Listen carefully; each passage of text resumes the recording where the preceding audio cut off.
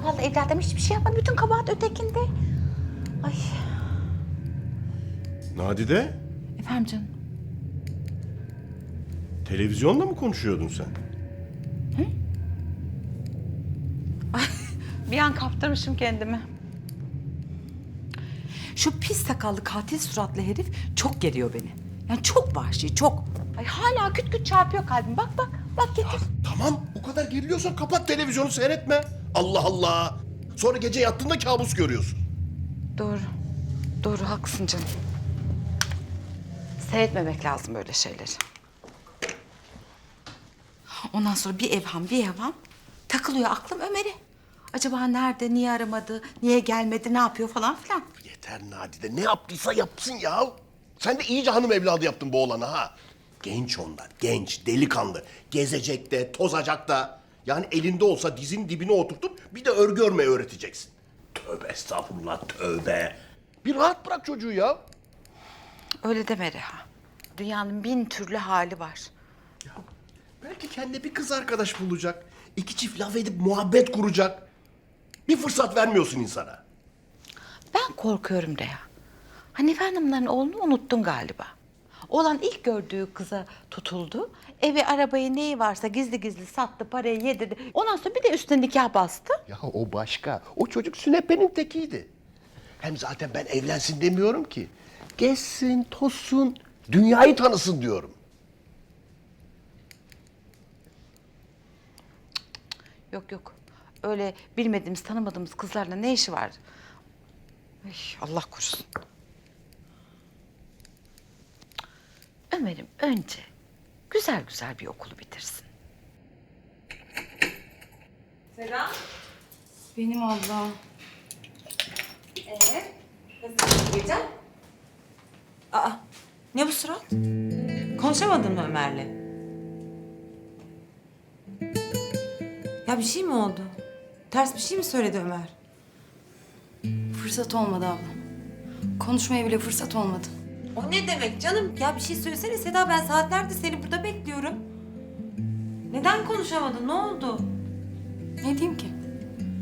Berbat bir geceydi. O kadar yorgunum ki. Uyuyorum ben, iyi geceler. Ya Seda! Ya Ömer'le mi ilgili? Ah Seda. Bir şey yapmıyor çocuk babası. Nezihlerle sinemaya gitmiş Seda'yla. 2 kere aradım konuştum. Filmdeyim anne dedi. Arkadan bağırış çağırış sesleri geliyor. O ne dedim? Polisiye film dedi. Gecikme dedim. Tamam dedi. Ah ne güzel. Sinemaya gitsin, fotoğraf çeksin, geceleri sağda solda takılsın, altında arabası. Daha ne istiyor ki? Aşk olsun Reha. Ömer öyle geceleri sağda solda gezecek çocuk mu? Efendi, terbiyeli, derslerinde başarılı. Altına da arabayı biz verdik. Kendi istemedi. İyi, tamam tamam. Ben şeyi soracaktım ya. Benim böyle zikzakları olan bir kravatım vardı, lacivertli yeşildi. Onu bulamıyorum. Nereye kaldırdın? Ay gecenin bu saatinde zikzaklı kravatı ne yapacaksın Reha? Hadi de. Takıp oturacak halim yok herhalde. Hayri Bey'in hediyesi o. Yarın sabah adamla toplantım var. Takayım da görsün hediyesini. Merhaba Sevgi abla. Geldi galiba Ömer. Ömer. Benim. İyi geceler. İyi geceler evladım. Nasıl geçti geceniz? İyi eğlendiniz mi? Güzel. Ben biraz yorgunum. Yatacağım. İyi geceler. Ay şimdi sen üstünü değiştir. Terlemişsindir. Ben sana bir güzel süt isteyeyim. Yok anne, süt istemiyorum. Sağ ol. Aa. Dur bakayım. Ne oldu senin suratına? Ne olmuş? Dur bakayım. Tırnak izi bu. Sen kavga mı ettin? Yo. Oğlum söylesene babana ne olmuş? Ya ne kavgası ya? Ben kaşırken çizdim herhalde. Farkında bile değilim. İzninizle.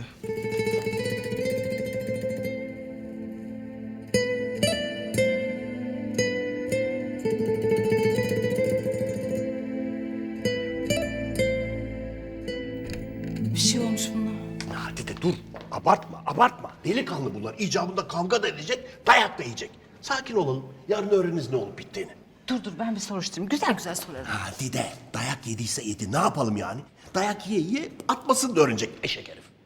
Ay o ne biçim laf Reha? Nadide, bak senin davranışın yüzünden günün birinde evi terk edecek bu oğlan. Bulacak sümüklü bir kız, takılıp peşine gidecek. Allah yazdıysa bozsun. Ay şeytan kulağına kurşun.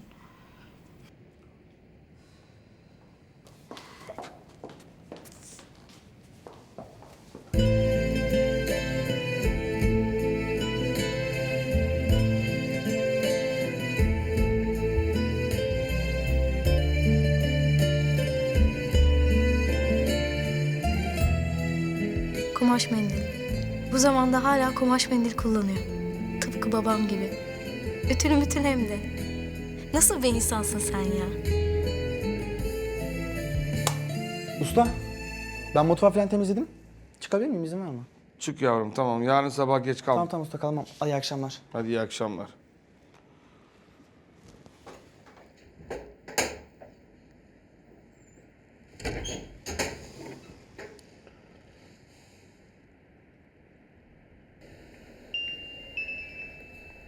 Doktor Yalçın Güzel, müdüriyette bekleniyor. Arıyorum.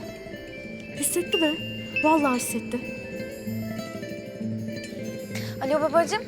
Ben de seni düşünüyordum. Kızım sen neredesin? Amcanları aradım, yurda çıktı dediler. Nereden çıktı bu yurt meselesi? Hiç hesapta yoktu yurt mut. Merak ettim. Niye haber vermiyorsun? Şimdi çok ani oldu. Ben fırsat bulamadım seni aramak için. Hemen yerleşmem gerekiyordu. Çünkü her an başka biri gelip yerleşebiliyordu. O yüzden böyle oldu. Sonra da yorulmuşum. Seni arayamadım tabii. Uyumuşum. Allah, bu yurt işleri anlamadım ben şimdi. Ne gerek vardı? Biraz daha idare etseydin amcanlarda. Rahatım diyordun. Gerçekten çok rahattım. Yani amcam, yengem beni el üstünde tuttular ama evde ancak onlara yetiyor işte. Yok, hiç gerek yok. Senin bana verdiğin para bir de duruyor hala. Ücretsiz bir yurt zaten. Ben burslu okuyorum ya. O yüzden öyle. Keyfim çok yerinde. Sıcacık bir yer. Ondan sonra ben de ders çalışıyordum. Nasıl biliyor musun? Kaloriferli zaten. Çok güzel arkadaşlarım var. Şahane. Özel öğrenciler için zaten. Duvarda tablolar var, kitaplar var, çay, kahve her şey bedava. Yani ben rahatım çok yerinde. İyi ki gelmişim buraya. Bir de okula çok yakın. Tamam, anladım kızım. Anladığım kadarıyla sen şimdi ders falan çalışıyorsun. Ben seni daha fazla meşgul etmeyeyim. Kapatıyorum. Yalnız bak Ayşem, bir daha böyle bir şeye kalkıştığın zaman mutlaka bana haber et. Tamam mı kızım? Ha? Bak sonra külahları değişiriz. Ya babacığım beni tanımıyor musun? Ben başımın çaresine bakarım değil mi? Yani sen beni merak etmesene. Ben seni çok öptüm. Uyu sen de babacığım. Tontiş yanaklarından öpüyorum. Tamam, ben de seni öpüyorum canım kızım. Görüşürüz. Düşünme de sen de düşünüyor işte. Kim var ki başka beni böyle düşünen?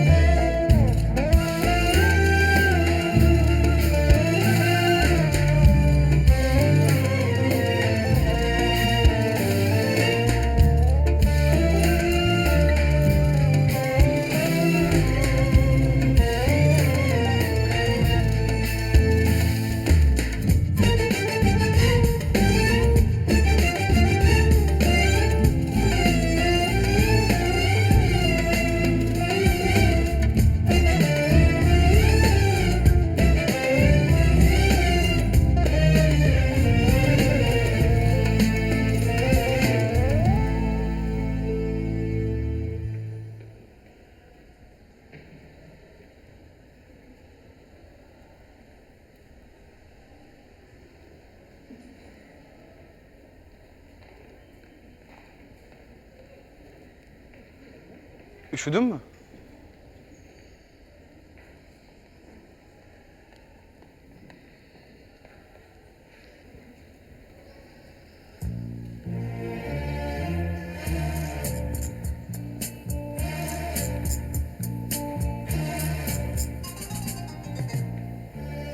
Sana çay getirdim. İçin ısınır. Tek şekerli.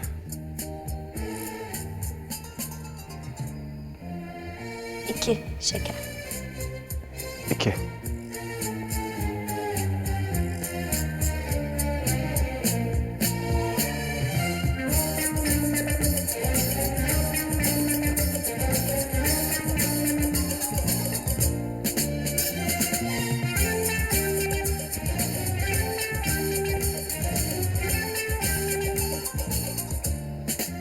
Bir tek babam beni düşünür.